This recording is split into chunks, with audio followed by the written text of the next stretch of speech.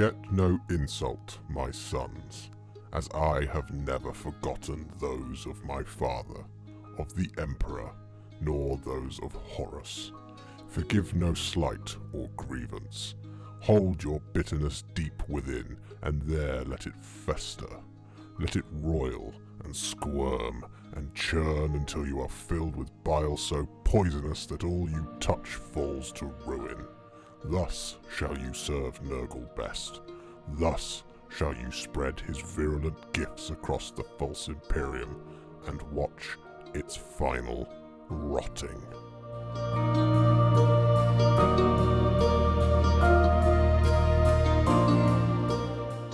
Welcome back to Warhipster Explains, the narrative video series that aims to give you a flavour of every faction of all times.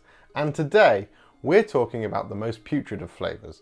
I'm of course talking about everyone's favourite Marmite Legion, the Death Guard. But, yet again, you already knew that, because you clicked on the video, you saw the title, you already knew that. Anyway, this episode is brought to you by delivery drivers, as without them, I would be significantly thinner. And if that's not enough to keep you around for this video, stick it out to the end and you can find out who the winner of our Typhus giveaway last month is. Yes, we're talking Death Guard, so I hope you've got your mask and your antiseptic cotton buds and your antibacterial hand gel, because we may not make it out of this one 100% healthy. The Death Guard are the 14th Legion, or at least were the 14th Legion of Space Marines, led by the Primarch Mortarion. Now, they are the favoured champions of Grandfather Nurgle, who is one of the Chaos Pantheon of gods, or as they're sometimes referred to, the Primordial Annihilator, and various other titles therein. These once noble and thrice damned warriors were once a proud legion, renowned across the galaxy as the strongest, most resilient of all of the Emperor's sons and grandsons. They were the spitting image of their Primarch Mortarion, who above all was the toughest of his brothers. He wasn't the strongest, or the fastest, or the most strategically gifted, nor the most skilled with blade or bolter, but what he lacked in those areas, and to be honest, he's a Primarch, so lacks isn't quite an accurate statement. They don't really lack in these areas, just some excel. He made up for all of this in sheer determination and bloody mindedness. Yes, he was stubborn as hell. This implacable attitude and dogged determination meant that the Death Guard excelled in wars of attrition, close-quartered firefights and brutal slogging melee. They could take the hits so that their cousins in the other legions didn't have to. They also weren't really into the idea of specialised squads, such as assault marines or bikers. They very much were of the school of thought that you fought with the same thing everyone else did and you were absolutely ruthless with it. Bolter, pistol, and a close combat weapon. They are all you need, so what more could you ask for? I'll wait. Answers on a postcard. They kept themselves to themselves, and were more often than not fighting in the most inhospitable of war zones. Poisonous atmosphere? You got it. Impassable jungles? You betcha. Deserts? Yeah, they suck. Massive boarding actions and void warfare? Why haven't you teleported us yet? Come on, pull your finger out. Originally known as the Dusk Raiders because of their love of fighting at dusk, they would eventually go on to find Mortarion, and of course this would change the Legion from the ground up. He was found relatively late in the Great Crusade, however, and those born of Terra and Barbarus had their differences. These tensions still existed quite heavily up until the outbreak of the heresy, so it was very much a factor in their involvement in the Istvan III atrocity, where 4 of the traitor legions purged all of those that they believed they could never ever be turned from their legions. It's a great and terrible story. You should check it out. It's the first 4 books of the Horus Heresy series.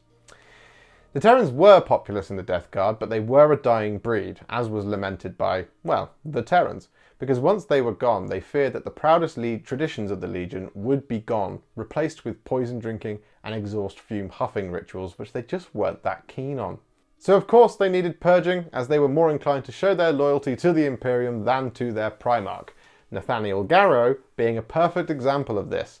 He was the battle captain of the Legion's 7th Great Company, and all around total and complete badass. Just as a side note, one cannot talk about the Death Guard without mentioning Nathaniel Garrow, as he's truly the only likeable member of the 14th Legion. Sorry, Death Guard fans. It was Garrow who defied Mortarion and the War Master and escaped the Istvan system aboard the frigate Eisenstein to take the warning of treachery back to Terra, to warn the Emperor that Horus had betrayed him and to seek retribution and to put down that rebellious swine quickly. Now sadly, as we know, it wasn't meant to be, but Garrow did make it back to Terra and did indeed warn the Emperor, but not after having nearly his block knocked off by Rogel Dawn for talking smack about his buddy Horus. Garrow would eventually become Malcador's Agentia Primus and leader of the Knights Errant and the first martyr of the Imperial cult, but we're in danger of talking about something way beyond the point of this video, so let's get back on track. But trust me, Garrow is awesome. Like, truly awesome. Garrow. Anyway, yes, the Death Guard. They threw their lot in with the War Master because of a number of reasons, but the one that sticks out the most is that Mortarion had a grudge with the Emperor that he never truly forgave. And that brings us back to Barbarus. Barbarus is where it started, and it was a terrible place. It was ruled by these Xenos warlord tyrants that dwelt in tall citadel-like buildings on top of mountains that rose up high into the poisonous, lethal atmosphere and dominated the human race living below, where they would practice things like necromancy and corpse mutilation. It really wasn't nice. Mortarion ended up here when the Primarchs was stolen from Terra, and he was taken in by the biggest, baddest, meanest, cruelest of these tyrants and raised as his own. He taught him how to fight and how to be evil and all the things associated with both. But Mortarion was curious as to what dwelt in the valleys below, and this made his father very cross indeed. Eventually, Mortarion would break out of his father's prison/home for him and went down to see what's what, and there he met the rest of his kind, the human race. They accepted him very quickly, and he taught them how to fight, including crafting suits of armour that would enable them to venture further up into the poisonous gases and begin reclaiming their freedom and throwing off the yoke of the oppressor. They had, after all, spent most of their lives being hunted by those who dwelt in the fortresses on the highest peaks, and no one really enjoys that kind of nonsense. No sir, they do not. Eventually, after a while, only one of these tyrants remained, and it was, of course, Mortarion's adoptive father. He had moved his fortress to the highest peak on Barbarus, and so was pretty much unreachable. Mortarion was also a little hesitant to attack, as this being, however evil, had raised him, so there was sort of a bond, no matter how abusive or broken it really was, or how much Mortarion really hated him, there was still that kind of weird connection between them that he was a little hesitant to oppose. Now this was where the grudge started. As a benevolent stranger had appeared and was all anyone could talk about, literally it was like the talk of the town. They weren't praising Mortarion for his leadership and his victories, they were excited and animated by the arrival of this person who promised deliverance and salvation to Barbarus. This stranger was, of course, the Emperor, who has a habit of promising such things and often delivering on such promises. And it's also very difficult not to believe that he's going to save you all, because he's the Emperor. That's the effect he has on people.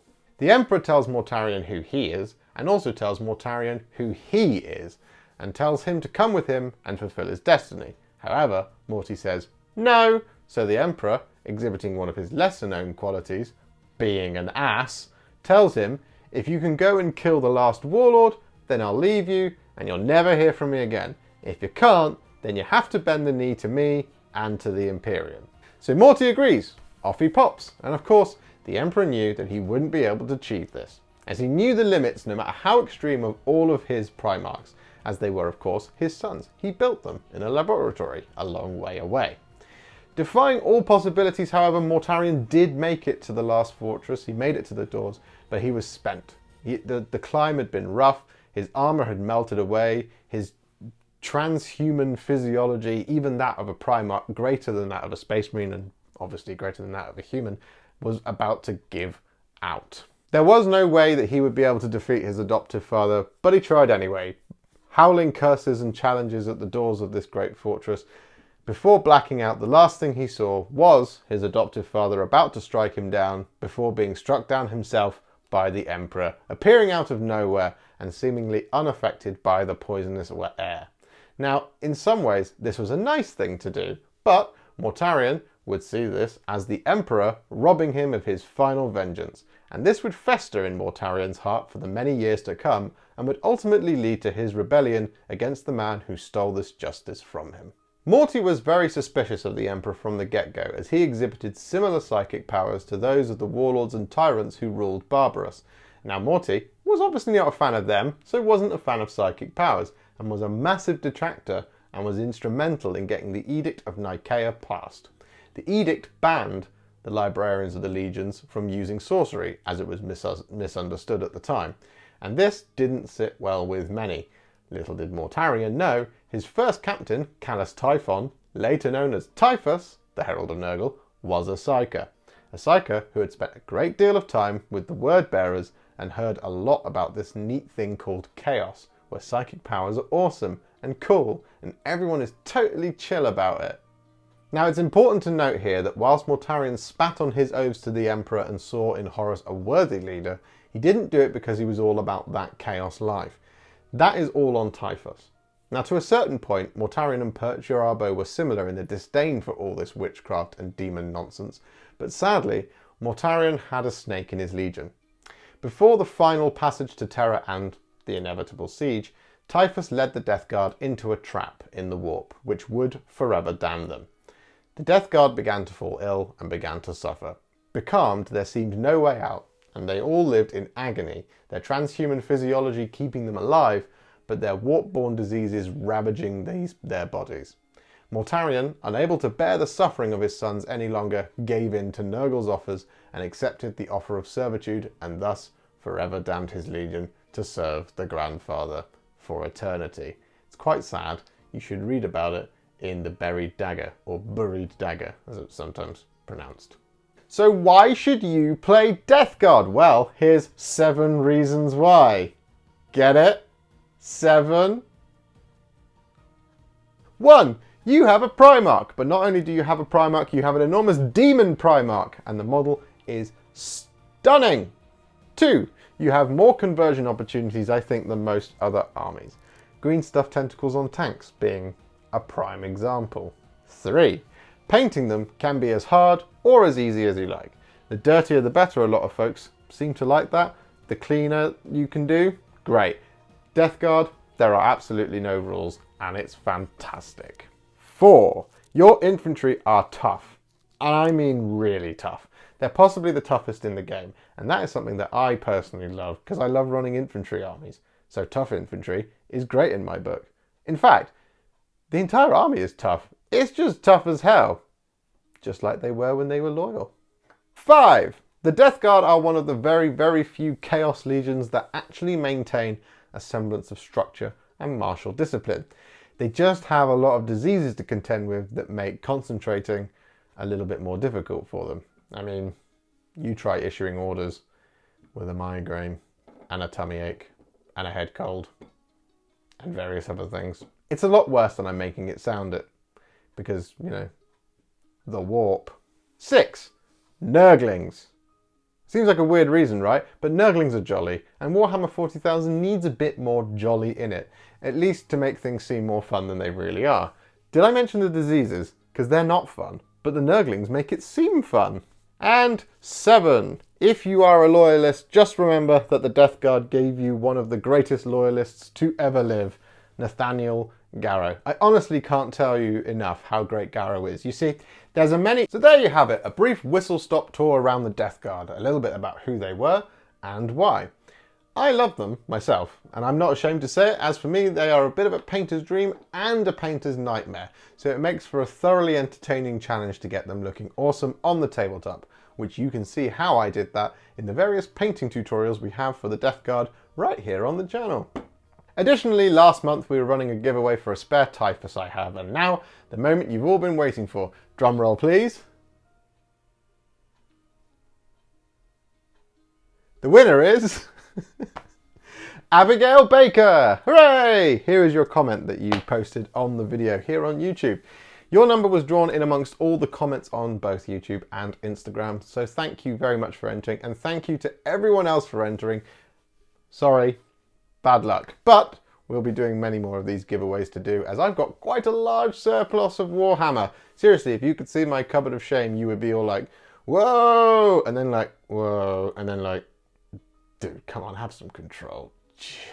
Thank you so much for watching this episode of Warhipster Explains. It means a lot to me, and congratulations once again to Abigail. I'll see you all very soon in the next one. I've got a bunch of videos coming and they're all going to be awesome. Have a good one, guys. Happy wargaming. If you enjoyed this one and you'd like to support me further like these legends on the screen, you can do so. Head to patreon.com/warhipster or head to ko-fi.com/warhipster. Don't forget to like, comment, subscribe, do all of that good stuff. And if you'd like to stay up to date, make sure to click the bell icon. Thank you so much for watching, and I'll see you in the next one.